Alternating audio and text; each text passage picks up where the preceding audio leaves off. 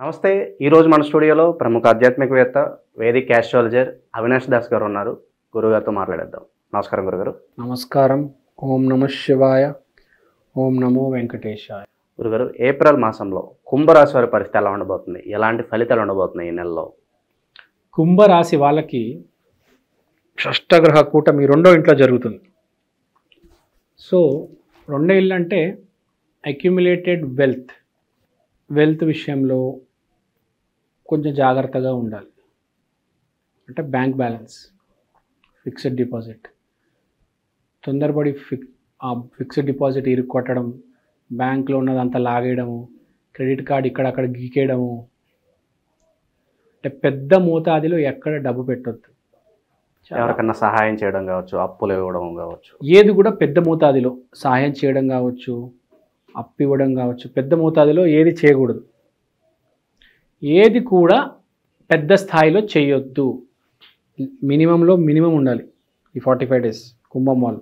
గ్రాండ్గా చేద్దాం అనే థాట్ ఏదైతే ఉందో వదిలేయాలి ఫస్ట్ ఆఫ్ ఆల్. అసలు ఏది మీ పెళ్ళి కూడా చేసుకోవాలనుకుని ఇప్పుడు గ్రాండ్గా చేయకూడదు. గ్రాండ్గా ఏది చేయకూడదు, ఫ్లాప్ అవుతుంది.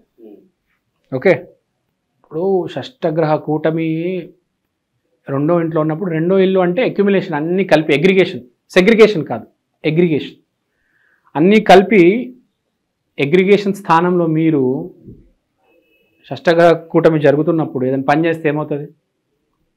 మొత్తం ఇరిగిపోయి చల్లా చెదిరైపోద్ది. కొట్టుకుంటారు కదా 6 గ్రహాలు. కాబట్టి చేయకపోవడమే బెటర్. ఇప్పుడే చూసాం మనం, ఇవాళ షష్టగ్రహ కూటమి వల్ల భూకంపం వచ్చింది.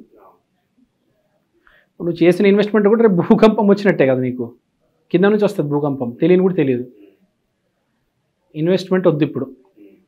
సో ఉద్యోగాలు ఎవరన్నా మారాలనుకున్నా కూడా వెయిట్ చేయడమే బెటర్ అంటారు. మారండి, ఒక 45 days అయితే మారొద్దు. అదే I correct my self, 45 days కొంచెం జాగ్రత్తగా ఉండేనే బెటర్. ఏదో మారి ఇప్పుడు నా జాబ్ నేను మానేసి ఒక ఆఫర్ లెటర్ తెచ్చుకొని వేరే కంపెనీకి పోయాను, అక్కడ జాయినింగ్ లెటర్ ఇవ్వకపోతే ఇది పోయే అది పోయే. ఇక ఆరోగ్య పరిస్థితి ఎలా ఉండబోతుంది మరి ఈ మాసం? ఆరోగ్య పరిస్థితి చాలా మెరుగ్గా ఉండబోతుంది. He is going to take decisions to improve his health. Running, jogging, మందులు మార్చడం, వీళ్ళని వాడిని అడగడం, రైస్ తగ్గించేస్తాయి. ప్రభాస్ గారు ఉన్నారు, రైస్ తినరు అస్సలు. ఇలాంటి నిర్ణయాలు, సంచలన నిర్ణయాలు తీసుకుంటారు. నేను ఇంకా రైస్ తినను. రెజల్యూషన్, కొత్త సంవత్సరం కాబట్టి రెజల్యూషన్ ఇప్పుడు మీకు తెలుసో తెలీదో, చాలా మంది ప్రభాస్ గారు రైస్ తినరు. సో అలా నేను ఇంకా రైస్ తినను, షుగర్ పేషెంట్స్ అట్లా ఒక సంచలనమైన నిర్ణయం తీసుకుంటారు. భూమికి సంబంధించిన వ్యవహారాలు ఎలా ఉండబోతున్నాయి గురుగారు? భూమికి సంబంధించిన వ్యవహారాలు, భూమి పత్రాలు పెట్టి తాకట్టు తీసుకోవడం, లేకపోతే ఏదైనా స్థలం ఈఎంఐ మీద తీసుకోవడము, సో ఇలాంటివి మనకు కనిపిస్తున్నాయి. ఈఎంఐ, లోన్, భూమికి సంబంధించి, ఫ్లాట్కి సంబంధించి మనకు కనిపిస్తుంది. కానీ మీరేంటంటే ఒక పెద్ద మోతాదిలో పెట్టకుండా ఈఎంఐ, మనం స్టార్టింగ్ చెప్పే పెద్ద మోతాదులో వెళ్ళొద్దు.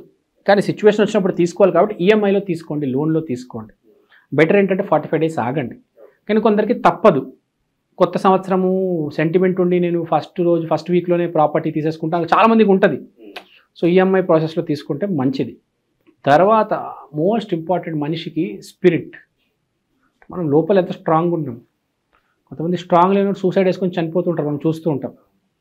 సో అలా ఎప్పుడు ఉండకూడదు. కానీ పాయింట్ ఏంటంటే ఇన్నర్ కోర్ స్ట్రెంత్ అనేది పెరుగుతుంది వీళ్ళకి. మనం లైఫ్లో ఎక్స్పీరియన్సెస్ ఎదుర్కొనే కొద్దీ, ఇన్కేస్ ఏమైనా బ్యాడ్ జరిగినా కూడా పర్లేదు, మళ్ళీ మనం రేజ్ అవుదాం అనే ఒక థాట్లోకి వస్తారు. అంటే ఆ స్ట్రెంత్ పెరుగుతుంది వీళ్ళకి. ఇది జరుగుతుంది, అది జరుగుతుంది అని ఏం చెప్పట్లా, ఏమి జరగదు. కానీ కొన్ని సిచ్యువేషన్ చూడడం వల్ల, కొన్ని ఎక్స్పీరియన్సెస్ చేయడం వల్ల వీళ్ళు కోర్ స్ట్రెంత్ అనేది పెరుగుతుంది. లైఫ్లో మోస్ట్ ఇంపార్టెంట్ అదే. ఒకటి మంచితనం, ఒకటి లోపల మనం ఎంత స్ట్రాంగ్గా ఉన్నామని. చాలా మందిలో మంచి లేకపోయినా కూడా ఇన్నర్ కోర్ స్ట్రెంత్ వల్ల, ప్రయత్నం వల్ల ముందుకెళ్తారు. చాలామంది ఉంటారు విపరీతంగా పగలు రాత్రి కష్టపడి వాళ్ళ ఫ్యామిలీ కోసం సంపాదించేటోళ్ళు ఉంటారు. పొద్దున్న నుంచి సాయంత్రం దాకా, అర్ధరాత్రి దాకా కష్టపడతారు కొంతమంది. రాక్షస, దాన్ని ఏదో అంటారు, వీడు రాక్షసుడు, పని రాక్షసుడు రా అంటారు. వాళ్ళకి కావాల్సిన అవుట్పుట్ వచ్చేంత వరకు వాళ్ళు కాంప్రమైజ్ అవ్వరు. పని రాక్షసుడు అంటారు. ఆ స్ట్రెంగ్త్ ఇంప్రూవ్ అవుతుంది అనమాట. అంటే సింపుల్గా చెప్పాలంటే విల్ పవర్ ఇంప్రూవ్ అవుతుంది కొన్ని సిచ్యువేషన్స్ వల్ల. యాక్చువల్గా మంచి కుంభం బాగుంది ఇప్పుడు. అండ్ అలాగే అవకాశాలు గుర్తింపు పరంగా ఎలా ఉండబోతుంది? ఫర్ ఎగ్జాంపుల్ మనం సినిమా రాజకీయ రంగం తీసుకుందాం. నాకంటూ కొంత పేరు ప్రఖ్యాతులు కావాలి అనుకుంటూ ఉంటారు, కొత్త అవకాశాలు రావాలనుకుంటారు. వాళ్ళకి ఎలా ఉండబోతుంది మరి? ఇప్పుడు ఆర్థిక పరంగా వీళ్ళు బాగా ఇంప్రూవ్ అవుతారు. ఇయర్ నెల గురించి మాట్లాడదు, కుంభము ఆర్థిక పరిస్థితి చాలా ఇంప్రూవ్ అయిపోతుంది వీళ్ళది, ఫ్రాంక్గా చెప్పాలంటే. కానీ పేరు ప్రఖ్యాతులు అంత ఈజీగా రావు. సో కుంభరాశి వాళ్ళ గురించి మాట్లాడాలంటే ఆర్థికంగా బాగుంటుంది, ఫ్యామిలీ పరంగా బాగుంటుంది, పేరు ప్రఖ్యాతులు అంతగా రాకపోవచ్చు, కానీ ఫ్యామిలీ లైఫ్, మానిటరీ లైఫ్ అయితే బాగానే ఉంది. తర్వాత మీరు ఇంకో ప్రశ్న అడిగారు, కుంభరాశికి అసలు ఎలా ఉంటుంది సంవత్సరం, ఈ నెల అంటే వీళ్ళు స్టార్టింగ్ ఏంటి, ఇయర్ వీళ్ళు ఎలా ఉంటారు అనేది. సో ఇయర్ వీళ్ళు ఫైనాన్షియల్ యాంగిల్లో ఆలోచిస్తే చాలా బాగుంటుంది. ఫైనాన్షియల్గా మనం ఎలా సంపాదించాలి, పేరు ప్రఖ్యాతి సంపాదించడం కంటే ఫైనాన్షియల్గా మనం ఏం చేస్తే బాగుంటుంది, మన ఫ్యామిలీ కోసం ఏం చేయాలి. 3 పిల్లలు ఉన్నారు, 3 పిల్లలకి ఫిక్స్డ్ డిపాజిట్ పెట్టద్దాం, 3 పిల్లల పేరు మీద బంగారం పెట్టద్దాం, ఇలాంటివి చేసుకుంటే ఆలోచనలు కూడా అలానే వస్తే చాలా బాగుంటుంది. ఆ పేరు ప్రఖ్యాతి దాని వెనుక పోవద్దు మీరు. తర్వాత కుంభరాశి వాళ్ళకి సంవత్సరం బాగానే ఉంది, ఏ ప్రాబ్లం లేదు. ఏలినాటి శని కూడా మీకు ఇక మొదటి పాదం అంటారు కాబట్టి మీరు శని బాగుంటే మీరు ఏ ఇబ్బంది లేదు మీకు. యాక్చువల్గా ఏలినాటి శని మొదటి పాదం బాగానే ఉంటుంది, రెండో పాదం ఉన్నోడికి యాక్చువల్గా ఇబ్బంది, మొదటి పాదం యాక్చువల్గా బ్లెస్సింగ్ అని చెప్పొచ్చు మనము. మొదటి పాదం, మూడో పాదం ఏలినాటి శని బాగానే ఉంటుంది. శని బాలేడు అంటే అది వేరు, మళ్ళీ ఆ స్టోరీ వేరు. మీ శని బాగున్నాడు, మీ శని మాదిరిగా ఉన్నా పర్లేదు, హ్యాపీగా నడిచిపోతుంది, ఏం ప్రాబ్లం లేదు.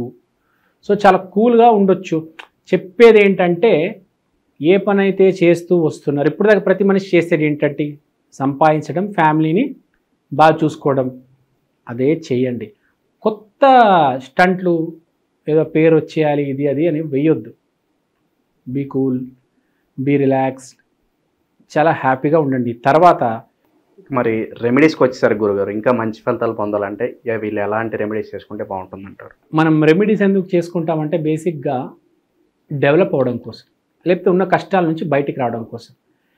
ఒక కొత్త అవకాశం, ఒక లైఫ్ మారాలి, నెక్స్ట్ స్టేజ్కి వెళ్ళాలన్నా, లేకపోతే ఉన్న ప్రాబ్లం నుంచి బయటపడాలంటే ఒకటే మార్గం, గురువు. మనకు తెలిసిందే. ఇప్పుడు బేసిక్గా కుంభం అనేది శని బేస్డ్ రాశి. జీవితం ఇంప్రూవ్ అవ్వడానికి కంప్లీట్గా ఓవరాల్గా శని రెమెడీ చేసుకోవాలి. కానీ ఏ రాశి వారైనా బేసిక్గా ఎప్పుడైనా గురువు బాగుంటే అన్ని ఓవరాల్గా గ్రోత్ ఉంటుంది. సో అంటే కుంభరాశి శనికి చేసుకోండి వీళ్ళు, ప్లస్ గురువుకి చేసుకుంటే బాగుంటుంది. గురువు శని కలిపి ఒక రెమెడీ చేసుకుంటే కూడా యాక్చువల్గా చాలా బాగుంటుంది కదా. శని అంటే కర్మ, గురువు అంటే ధర్మం. సో ధర్మానికి కర్మానికి కలిపి ఒక రెమెడీ చేసుకుంటే చాలా అద్భుతంగా ఉంటుంది ఎవరైనా కదా. గురువుకి శని, జీవితం కంట్రోల్ చేసేది ఎవరండి? ఈ 2 ప్లానెట్సే. జీవితం అంటే కూడా ఏంటి? కర్మ, ధర్మ. సో మనం ఏం చేయాలంటే చాలా సింపుల్గా, ధర్మం అంటే ఏంటి, కర్మ అంటే ఏంటి. ధర్మం అంటే ఇప్పుడు రెమెడీ, ధర్మపరమైన రెమెడీ చేయాలి. కర్మం అంటే బేసిక్గా రెమెడీ చేయడమే. సో ఇప్పుడు కుంభం కాబట్టి శని బేస్డ్ రెమెడీ. సో శనికి సంబంధించిన ఐటమ్ డొనేట్ చేయాలి. ఒక బ్లాక్ టీషర్ట్, ఒక లెదర్ షూస్, పోనీ చెప్పులు ఎవరికైనా ఇస్తున్నారు, ఇచ్చేటప్పుడు ఇది శని. గురువు అంటే ఏంటి? నేను నీకు ఇస్తున్నాను అనేది. అమ్మ బాగుండాలమ్మా, నీకేమైనా ఇంకా కావాలంటే చెప్పు.